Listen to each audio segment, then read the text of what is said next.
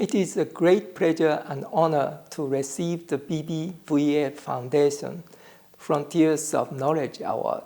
I owe many people intellectually and personally who helped shape my academic career.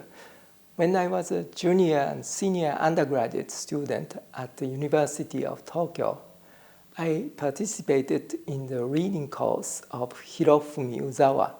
We met twice a week for 2 hours or more and read papers of Metzler, Tobin, and others. We were also assigned to develop models out of Keynes' general theory.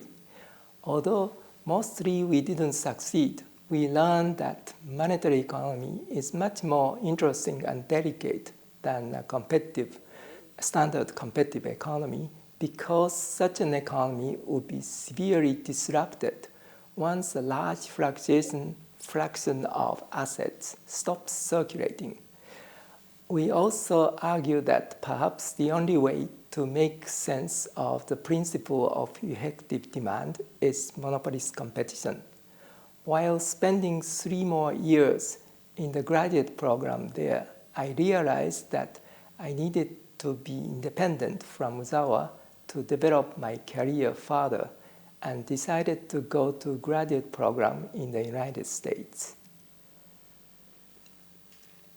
At Harvard, I was fortunate to work under the supervision of Andrew Abel and Olivier Blanchard. When I was a second-year student, Olivier asked me, "What do you want to work on, your thesis?" I answered, "I want to introduce banks into macro," and tried to lay out my idea of modeling banks as screening agents. Olivier said, "That's not interesting." I didn't fully agree, but I agreed with Olivier that my idea of banking at that time was too obscure and there was no clear path to provide new insight into macroeconomics. So I decided to go for Plan B and wrote the PhD thesis titled Macroeconomics of Monopolistic Competition. My job search in the junior market was not very successful until I met Mark Gertler at Wisconsin. When Mark offered me an assistant professorship, I was so happy and accepted it immediately. Beside Mark, I was lucky to be with Kenneth Rogoff and Rao Ayagali as my senior colleague. After I published a couple of papers out of my thesis, I began to realize it was too simplistic to analyze aggregate fluctuations and macroeconomic policy by representative agent general equilibrium model with sticky price. Perhaps the American Keynesian tradition that follows Samuelson's famous undergraduate textbook misses something important.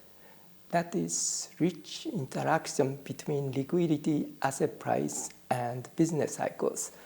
For this reason, I went back to the research on the interaction between financial frictions and aggregate productions and started working on the foundation of monetary theory with Randall Wright. After meeting with John Moore at LSE, we started exploring how shocks to technology, distribution, and liquidity leads to large fluctuation of aggregate economic activities and how monetary policy may smooth the fluctuations.